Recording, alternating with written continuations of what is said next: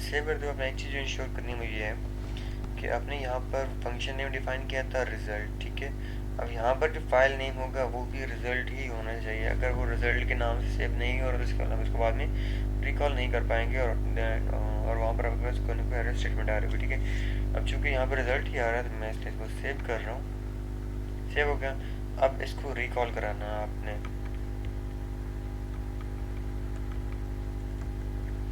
इसी तरह हमने फंक्शन डिफाइन कर दिया था, लेकिन उसके बाद आपने कंडीशन स्टेटमेंट डिफाइन कर दिया एंड देन आपने दो एंड से इसको क्लोज कर दिया। अपने फंक्शन रिकॉल कराना है। जब भी आप फंक्शन रिकॉल करा रहे होंगे तो आप क्या करेंगे, आप लिखेंगे हेल्प फंक्शन, और फंक्शन क्या होगा, फंक्शन नेम होगा बेसिकली, जो कि इस केस में रिजल्ट आपका। देन आप लिखेंगे फंक्शन और राउंड ब्रैकेट्स के अंदर इनपुट। इनपुट क्या होगी, जो भी आपने वहाँ पर फंक्शन वाली स्टेटमेंट डिफाइन कराई थी। इस केस में आपने क्या लिखा था, आपने लिखा था रिजल्ट, देन राउंड ब्रैकेट्स के अंदर आपने मार्क्स लिखा था फर्स्ट लाइन में, ठीक है। तो आप क्या करेंगे, यहाँ पर लिखेंगे फंक्शन की जगह पे रिजल्ट और इनपुट की जगह आप लिखेंगे मार्क्स। आप यूज़र से मार्क्स की न्यूमेरिक वैल्यू यहाँ पर एंटर कर रहे होंगे। तो इसी तरह आ गया। यहाँ आपने रिकॉल कराना है, आप लिखेंगे यहाँ पर, अच्छा यहाँ पर आप CLC या क्लियर यूज़ करना चेक कर सकते हैं, लेकिन फंक्शन के अंदर नहीं करना आपने। अब यहाँ पर लिखेंगे help function name, that is basically result. अब दोबारा लिखेंगे रिजल्ट और राउंड ब्रैकेट्स के अंदर आपने इनपुट की वैल्यू लिखनी है। इनपुट क्या है आपके पास, मार्क्स और मार्क्स लेट्स सपोज मैं यहाँ पर 89 एंटर करता हूँ। तो अब 89 के अगेंस्ट जो कंडीशन के मुताबिक मेरा ग्रेड होना चाहिए, that should be basically B grade. चलो अब देखते हैं कि हमने जो प्रोग्राम लिखा वो ठीक है या नहीं है। जब इसको रन करेंगे तो टाइटल 3 मैं इसको सेम नेम सेव कर रहा हूँ, आपके पास आ गया बी ग्रेड, ठीक है। आप ये देखें, this function file calculates the grades in the particular subject. तो ये आपका वही था।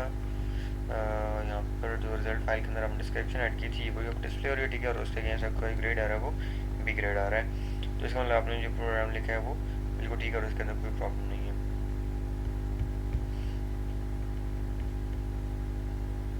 होपफुली अब क्लियर होगा किस तरीके से आपने फंक्शन बनाना है, किस तरीके से आप उनको रिकॉल कराना है। आगे दो तीन क्वेश्चन हैं उनको दोबारा मजीद करते हैं, आपको मजीद बातें क्लियर हो जाएंगी कि किस तरीके से आप कर सकते हैं। Okay, exercise number 2 is write a function file that prompts the user to input the radius of circle and return the circumference and area of circle। अब इस केस में आपके पास एक इनपुट है और दो आउटपुट है, और वो क्या है, मैं न्यू फाइल यूज कर रहा हूँ। अब मैं लिखूँगा फंक्शन आउटपुट राउंड ब्रैकेट्स के अंदर यूज डिफाइन करने से आउटपुट क्या आपके पास, वन इज एरिया और अदर इज सर्कमफेरेंस, ठीक हो गया।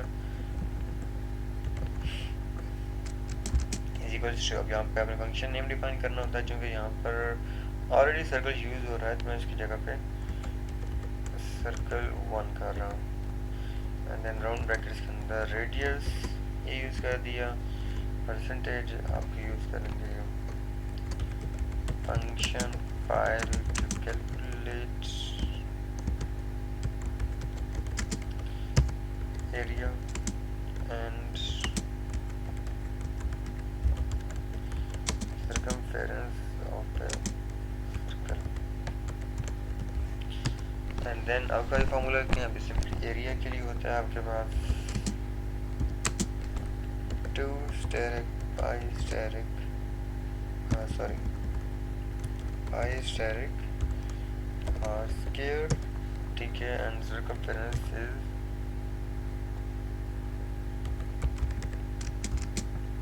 pi r square, 2 pi r, mix कर रहा हूँ इनको,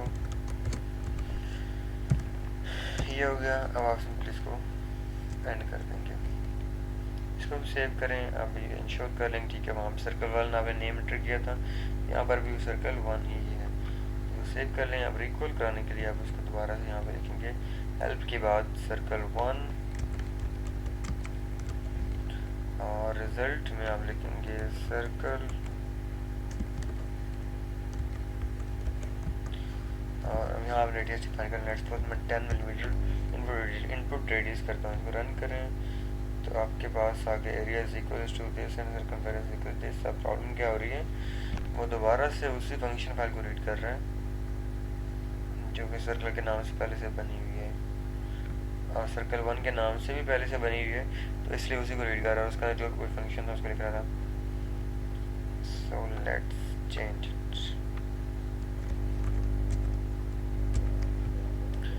अब इसमें करूँ सर्कल 2।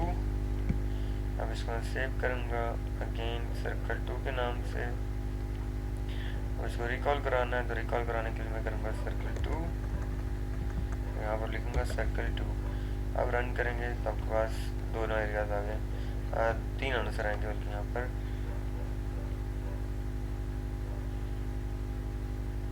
एरिया इक्वल टू 314.1593, ठीक है। और ये क्या हो रहा है? अभी यहाँ पे सर्कमफेरेंस के अंदर सेमीकोलन था, जिसकी वजह से वहाँ पर आपको सिर्फ 2 आंसर शो हो रहे थे। बेसिकली आपको वहाँ पे 3 आंसर शो होने चाहिए। 3 आंसर का रीज़न बताता हूँ मैं आपको। सबसे पहले आपको एरिया डिस्प्ले हो गया, देन सर्कमफेरेंस डिस्प्ले हो गया, देन अगेन आंसर लिखा है। इस आंसर को अवॉइड करने के लिए आप क्या लिखेंगे यहाँ पर, सर्कल राउंड ब्रैकेट 10 के बाद सेमीकोलन ऐड कर देंगे। अभी जब आप इसको रन करेंगे आपका सिर्फ 2 आंसर आ रहे हैं, एरिया और सर्कमफेरेंस। ठीक है, आपको दोनों रिक्वायर्ड थे, तो इस फंक्शन से आपने क्रिएट कर लिया। अब यहाँ पर देखें, आपने अगर लेट्स सपोज आउटपुट जो भी रिजल्ट आ रहा है उसके डेसिमल प्लेसेस कंट्रोल करने हैं, तो वो किस तरह से करेंगे। आप दोबारा से आए सर्कल 2 में। अब यहाँ पर एरिया और सर्कमफेरेंस चाहिए, मैंने सेमीकोलन ऐड कर दिया, उनको मैं प्रिंट एफ डिस्प्ले करा रहा हूँ।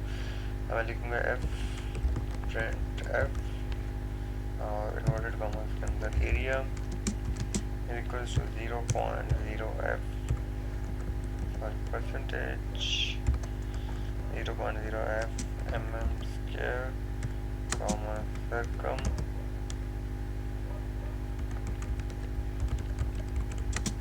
Circumference equals percentage 0.0f metres millimetres slash n inverted comma close, then ठीक है, देन आपने सिंपल कॉमा ऐड करना है और उसके बाद आपने वेरिएबल्स रिकॉल करना है, that is area and circumference.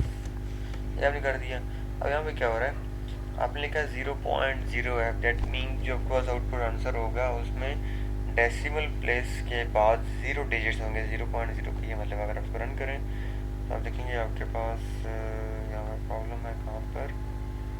Area में,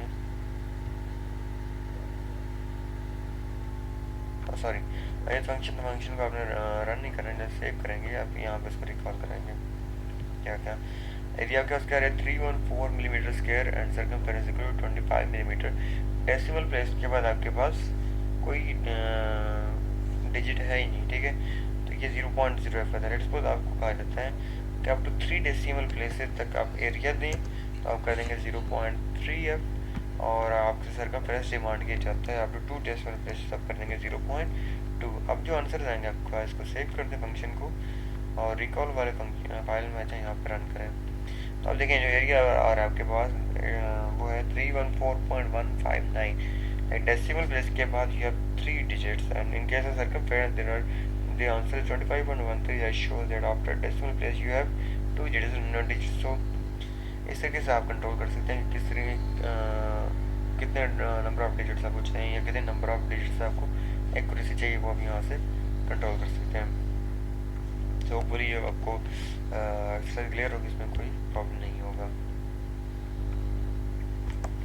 देन ये हमें फंक्शन क्रिएट कर लिया, तो उस तरीके से जिस तरह आपको बताया और लास्ट में आपने फंक्शन रिकॉल करा लिया।